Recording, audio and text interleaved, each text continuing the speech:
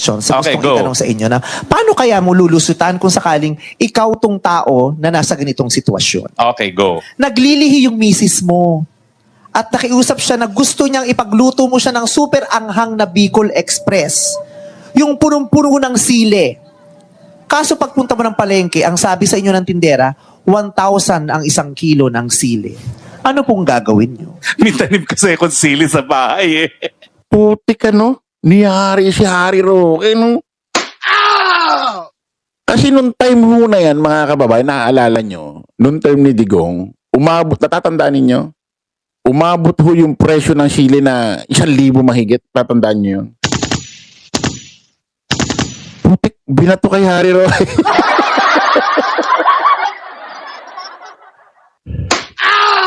Binato, no? Nasagot niya may tanim kasi akong sili eh. Pero hindi mo namamalayan, Harry Roque. Alam mo na sinasabi mo may tanim kang sili, pero hindi mo alam yung tanong ni Memi Bay sa'yo. Pansumbat na yon. Pansumbat na dyan sa time nyo na kung saan yung sili umabot ng gano'n ang presyo. Ibig sabihin yung tanong na yon, hindi talaga para sa'yo. Kumbaga para ipamuka na nung term nyo, yung sinasabi nyo kay Pangulong Bongbong ngayon, ang mamahal ng bilihin, mas matindi nga sa inyo. Dami nagsasabi. Di ba naalala ninyo? Nagmahal ang mga presyo ng bigas, tapos na-issue may mga bukbuk pa. Naalala nyo yun? May mga bukbuk pa. Pati yung mga galunggong na, ewan ko anong issue doon. Tuloy natin. So, hindi ako apektado ng 1,000. Hindi, kung kayo May sarili po ang- akong sili sa bahay. Na-misinterpret niyo po ang question. Kung kayo po ang nasa sitwasyong ito. Well, ikaw naman, hindi mo naman kailangan ng 1 kilong sili labuyo para mapaanghang, no? Bibili ka lang ng tingi at dikid mo na lang yon para lumabas yung anghang. Saka mo gawin yung Bicol Express mo. Kasi ang So, siling bibili ka ng labuyo, tingi. tingi. Okay. Next question. Paano ang gagawin niyo kung pagod na pagod kayo sa trabaho, tas gutom na gutom ka, tas pag uwi mo, gusto mong kumain. Pero pagkahain ng pagkain sa'yo, hindi maganda yung kanin. Kasi sabi ng misis mo, may halong bukbuk kasi yung bigas na nabili ko. Hindi na lang. Putik niya kay Harry si Harry Roque, no?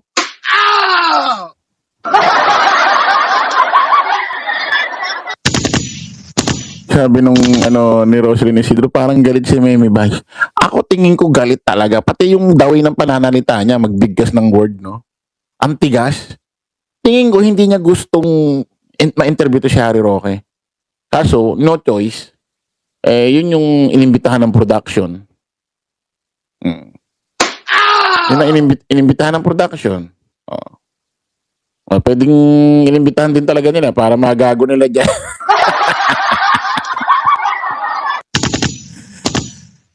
Puti kawawa, no? Sabi gigil si Memi Bay. Gigil. Alam mo yung nagsasalita siyang maemosyon. Maemosyon, matigas yung salita. Obvious na obvious ayaw niya kay Harry Roque. Halatang halata rin ito. Pag uwi mo, nakita mo yung kanin nyo, may bukbuk doon.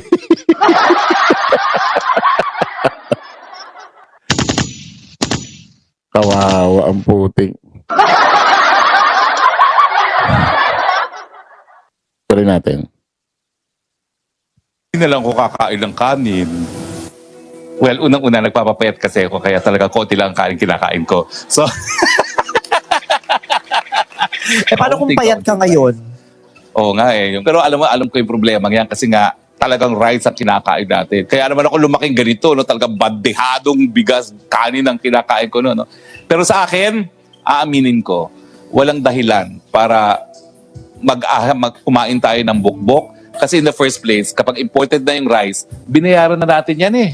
Binayaran yan ng taong bayan. Kaya sa akin, talagang walang excuse na binayaran ka na ng taong bayan, meron pang bukbok. And Paumanhin po Filipinos sa mga don't Pilipino. deserve to eat. Ewan ko ano yung ba't may bit kung ano sinabi ni Memi Bay. Yan ang hirap, Harry Roque, no? Yung pag wala sa posisyon pag wala kayo sa posisyon, ang galing yung bumatikos. Pero pag kayo nasa posisyon, tas ginanito kayo, mukha rin kayong tanga.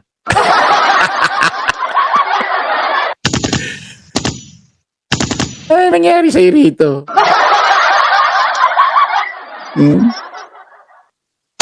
Ano nangyari sa'yo rito, Harry Roque? Na ganito ka ni Memi Vice. Putik na paikot ka, pinagbabanatan ka rito, no? No? Ulang na lang, sapak-sapain ka ni Memi Vice dito. Nangyari na. Try natin. Konti na lang eh. I agree. At paumanhin po na Filipinos nangyari yun. don't deserve to eat. Correct. I agree. Eto, last na. Kunyari po, meron kayong malapit na kaibigan. Tapos meron siyang naagrabyado.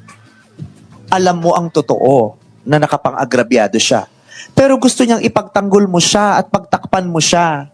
Kakampihan mo ba siya at ipagtatanggol o ilalabas mo ang totoo kahit ito ay laban sa kanya? Hindi, lalabas ko ang totoo.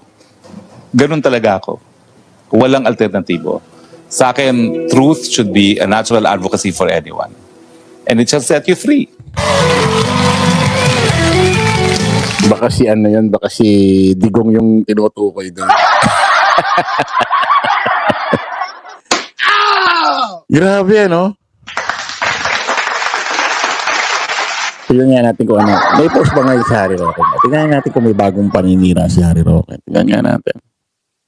Kung may bago siyang paninira. Ano to si, ano? Ito pa lang si dating Commissioner Rowena Guanzon. Di ba tayo nagbibigay tayo ng t-shirt sa mga Tanga lang. Yan si Harry Roque kung may ano. Kung may bagong paninira sa administrasyon. Salamat sa lahat ng dumalo at tumulong. Ito may bagong paninira si Tukmulo. Si Pangulong Bongbong kasi, binisita yung mga ano, ewan ko nasan siya nito, may mga sibuyas sa harap. Nasabi ni Harry Roque sa caption, iba talaga pag-iisip ng bangag. May krisis sa gasolina, sibuyas ang in-inspect. Ngayon, kung mapapain ka ng DDS na tanga, mapapa-oo kaya Harry Roque. Diba? Sabihin ng DDS na tangang bobo makintid ng utak. Oo nga. Ang problema, gasolina, bakit sibuyas ang chinicheck? Eh, kung di ka ba naman tanga, alagay tumambay si Harry Roque sa Petron. Alagay tumambay si Pangulong Bongbong Marcos sa mga gasoline station. Mag-ikot doon. Grabe talaga si Harry Roque, no? No? Harry Roque, ha? Alam ko, mapapanood mo ito. Mahuhuli ka rin. Mahuhuli ka rin. Siguro hindi pa oras. Eh, darating din yung oras na yan. Okay mga kababayan, kita-kita ulit tayo sa panibagong vlog. Good morning, happy Monday. Nako, ano na pala ngayon, Lunes Santo ha. Kita-kita ulit tayo mamaya. Maraming salamat po. Bye-bye.